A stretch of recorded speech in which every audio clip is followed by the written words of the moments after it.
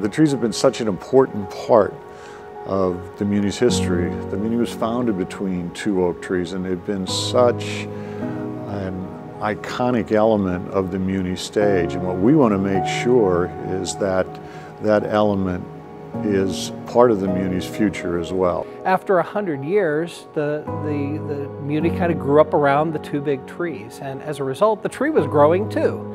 And so things like the roots growing into the concrete, and which actually causes weakness over time, and the fact that it was also not getting the amount of oxygen and rainfall over the tops of its roots began to cause a lot of problems with its root systems. It had some known challenges, it had some known defects. We knew it was reaching that biological maturity that I mentioned. The whole tree was just kind of existing, holding on in this place. That oak tree, everybody at the table, from the president to, the lowly arborist, were just trying as much as we could possibly try to figure out how to make that work. From the very first meetings, we had the landscape architects, the arborists, the president, the managers, the stage managers, all the decision makers sitting down at the table, going through every possible scenario on what could we do. That's really refreshing, and it really gave me a lot of optimism that the Muny was going to do the right thing. We found a significant area of rot and decay inside the trunk up near where the canopy started. And then also we found a fairly large cavity in the tree in the root system as it went under stage. So knowing that kind of information, there's no question that we've made the right decision.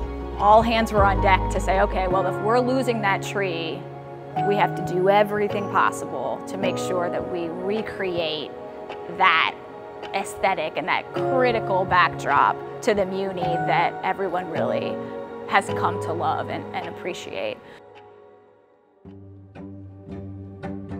One of the challenges we had here was just thinking about how we were going to keep this tree going and create a legacy for the tree itself.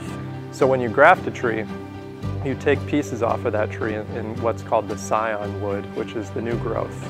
You cut those and you actually splice them onto an existing root and a piece of an existing tree. So you effectively cut off that tree and splice that onto it, and then voila, you get another tree. The idea being that that top portion, and once that all grows together, it's an exact genetic copy. It is the tree because it's still the growth of that tree for forever. When we were taking a look at replacing trees, reforesting the stage, we wanted to make sure that we had the absolute best place that could provide us with the best chance of survival on these trees. So we went out to Canesville. Of course, we took the advice of the many arborists that have been helping us, and we walked through fields. We found the trees that we felt we wanted to have on our stage. They are sitting there in the field right now. And this nursery, this tree farm, is the same one that supplied the trees for Ground Zero in New York. So we wanted to make sure that we're selecting trees that are, one of a kind, that are just like the actors, the people who really make the Muny what it is. I mean, you go through this incredible vetting process through auditioning. I mean, we wanted to do the same process with the trees that we're working with. So I think it's important for everyone to know that in 2019, we will not have any trees, and that's by design. It's about a 2-year process to prep these trees for planting. So there's root trimming, there's pruning. In 2020, we will come in and plant the trees, so people can expect to see 5 to 7 large trees backstage. These are about 30 to 35 feet tall, so certainly they're going to be smaller than the big oak, but still big trees. The size of the root ball is about 9 to 10 foot in diameter, which is about as big as you can take down the highway. When we hired the architect, we gave him 2 mandates. One, make the stage absolutely state-of-the-art. We wanted to make sure our designers, our directors, our choreographers had all the tools they needed to make the best shows possible. The second mandate was make sure we don't lose the look or the feel of the Muny. And what we were talking about there is the tree canopy.